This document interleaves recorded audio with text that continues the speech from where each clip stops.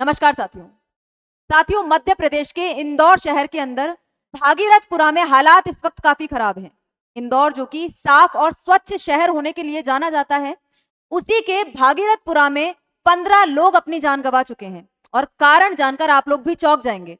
ये लोग अपनी जान इसलिए गंवाए क्योंकि इन्होंने पानी पी लिया था, वो पानी दूषित था। गंदा पानी पीने की वजह से 15 लोगों की जान चली गई।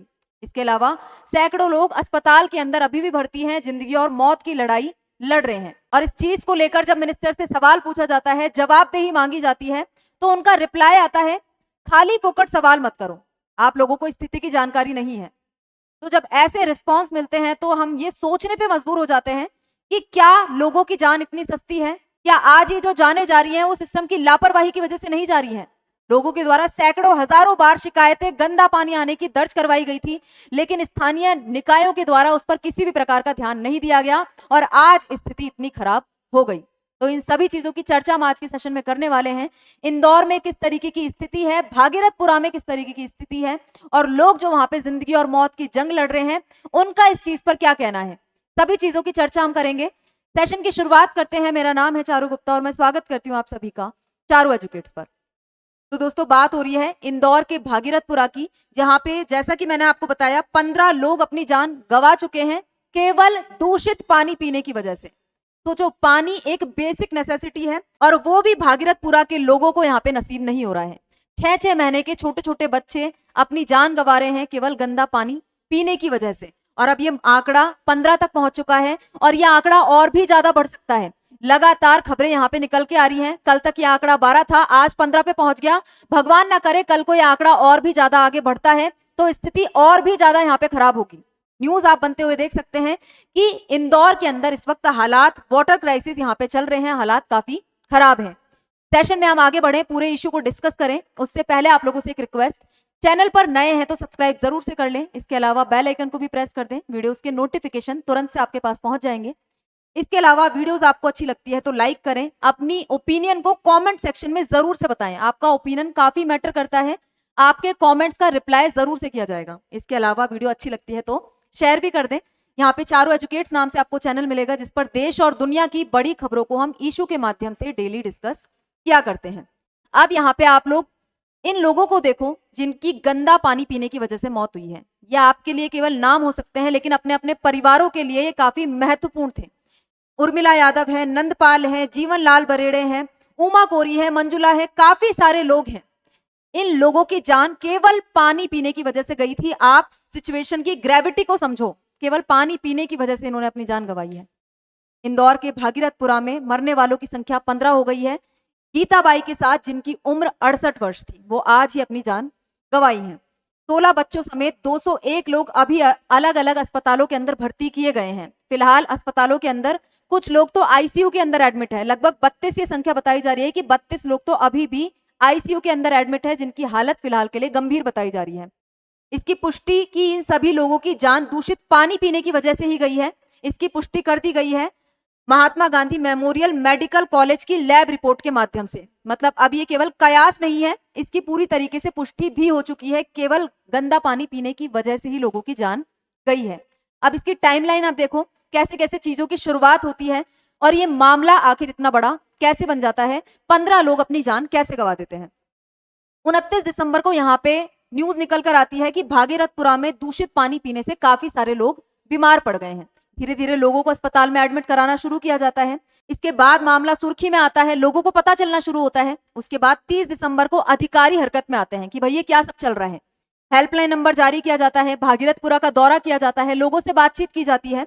टैंकरों के माध्यम से पीने की सप्लाई शुरू की जाती है कि यदि अभी दूषित पानी आ रहा है तो आपको टैंकर्स के माध्यम से साफ पानी उपलब्ध करवाया जाएगा। उसके बाद यहाँ पे चेकिंग शुरू होती है तो पता चलता है कि आसपास एक शौचालय के नीचे मेन लाइन का पाइप खुला रह गया है और उससे लीकेज होकर पीने के पानी में मिल रहा है। तो यहाँ पे जो शौचालय का मेन पाइप है उसकी लीकेज की वजह से जो पीने वाला साफ पानी है वो पूरा का पूरा दूषित हो गया और लोगों के द्वारा काफी समय से गंदे पानी को लेकर गुहार स्थानीय निकायों में लगाई जा रही थी कि हमारे यहाँ पे जो आसपास पानी आ रहा है वो साफ नहीं है, गंदा पानी आ रहा है। लेकिन स्थानीय अधिकारियों के द्वारा किसी भी प्रकार का रिप्लाई नहीं किया गया। और जब ये बढ़ते बढ़ते लीकेज इतना ज्यादा बढ़ गया, पानी में कंटेमिनेशन इतना ज्यादा हो गया कि लोग अपनी जान गंवाने लगे। उसके बाद सरकार यहाँ पे हरकत में आई है, उसके बाद सरकार के द्वारा एक्शन लेना शुरू किया गया है। उसके बाद सरकार के द्वारा टैंकरों के माध्यम से सप्लाई की जा रही है। कब तक टैंकर से पानी पिलाओगे? कब तक आप इस तरीके से लोगों की जान जाने के बाद हरकत में आओगे? जब लोगों के द्वारा शिकायत की जा रही थी, लोग कह रहे थे कि हमारे यहाँ पे पानी गंदा आ रहा है, आपको ध्यान देने की जरूरत है, तब ये स्थानीय अधिकारी कहाँ गए थे?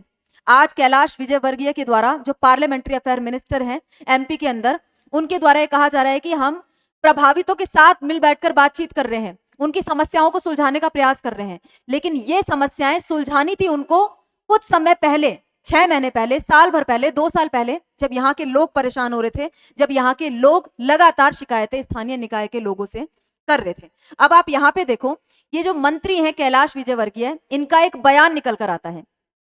जब ये सारी चीजें चल रही थी, अधिकारी हरकत में आए हुए थे, तो इनसे पूछा गया सवाल कि जो लोग मरे हैं, क्या इनको किसी भी प्रकार का कॉम्पनसेशन दिया जाएगा, कैसे क्या चीजें होंगी?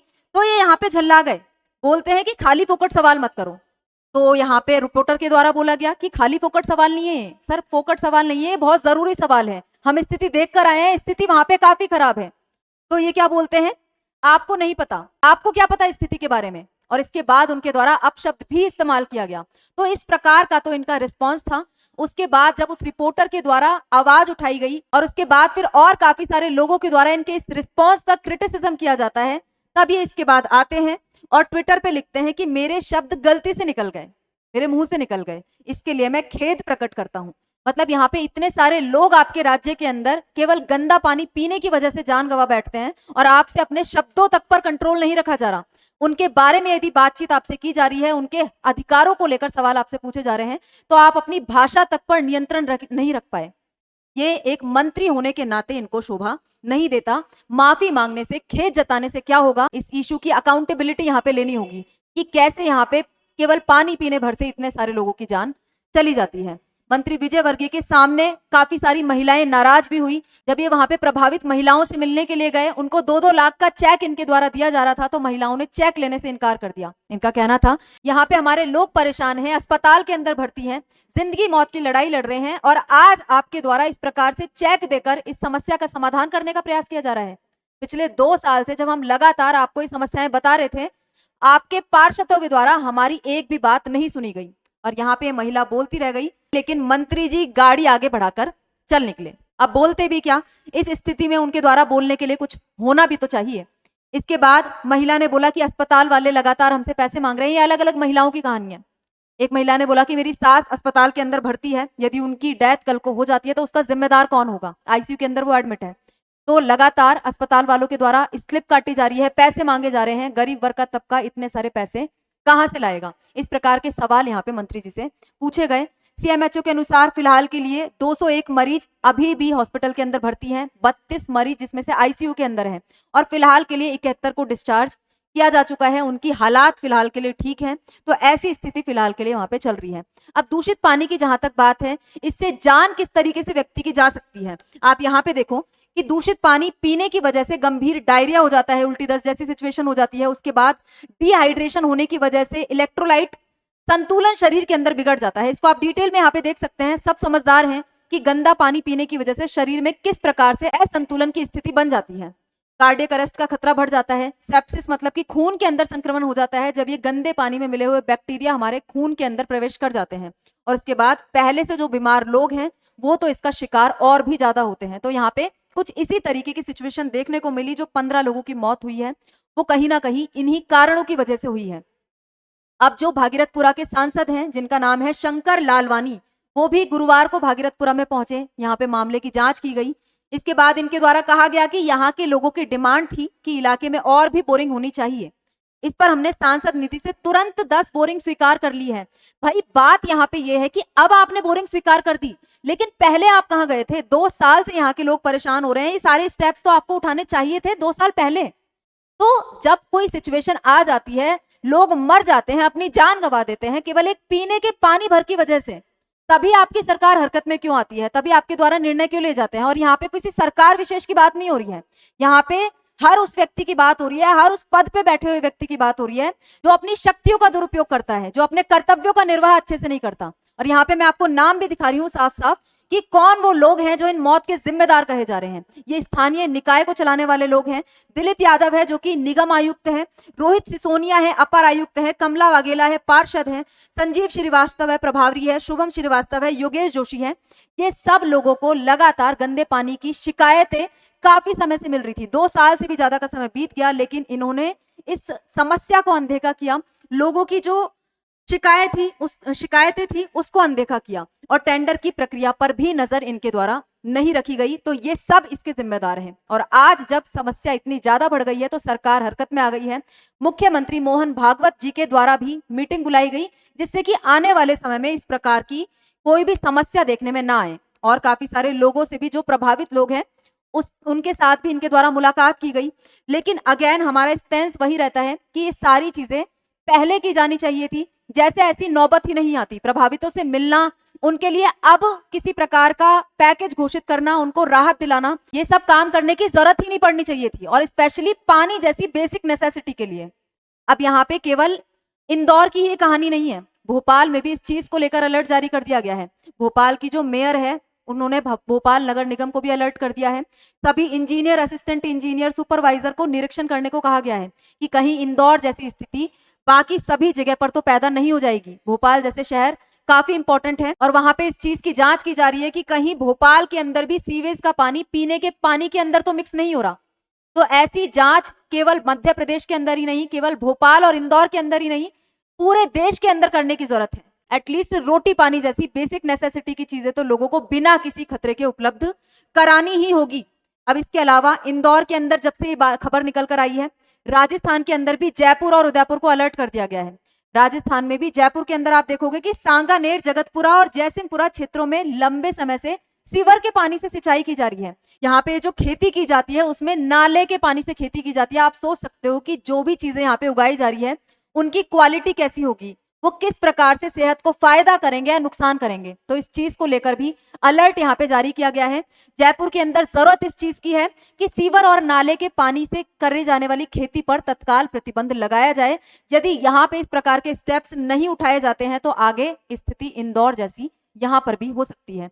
इसके अलावा उदयपुर की बात करें तो उदय सागर में रोज सीवेज का 105 MLD पानी गिर रहा है और यहीं से पीने के पानी को लोगों तक सप्लाई करने की तैयारी की जा रही है। ये उदय सागर लेक है। आयड नदी के जरिए सीवेज का दूषित पानी उदय सागर झील के अंदर पहुंच रहा है और जबकि उस झील पर प्लांट लगाकर प्रताप नगर क्षेत्र को पानी सप्लाई की तैयारी की जा रही है। तो यहाँ पे ये अधिकारी लोग तब तक ध्यान नहीं देते जब तक की स्थिति इतनी गंभीर नहीं हो जाती, जब तक लोग अपनी जानें गंवाने नहीं लग जाते। तो आज जरूरत है कि इंदौर के भागीरथपुरा में जिस तरीके की स्थिति पैदा हुई है, ऐसी स्थिति आगे जाकर और कहीं पैदा ना हो, इसके लिए आज से ही ध्यान देना शुरू कर दिया जाए। चाहे वो जयपुर हो, उदयपुर हो, इंदौर हो, भोपाल हो या फिर भारत में कोई सा भी क्षेत्र, सब जगह पर पीने का पानी तो लोगों का एक अधिकार होना चाहिए और इसे लोगों को मुहैया कराने की जिम्मेदारी वहां की सरकार की है। आप लोग इस विषय पर क्या मानते हैं और इंदौर में चलने वाली स्थिति पर आप लोगों का क्या कहना है? अपनी राय कमेंट बॉक्स में जरूर से बताइएगा। इसके साथ ही वीडियो अच्छी लगती है तो लाइक और शेयर जरूर से कर दीजिएगा। चैनल पर नए हैं तो सब्सक्राइब भी कर लीजिएगा। बेल आइकन भी आप लोग प्रेस कर सकते हैं। मिलते हैं और किसी नए मुद्दे के साथ नई वीडियो में। जय हिंद, जय भारत।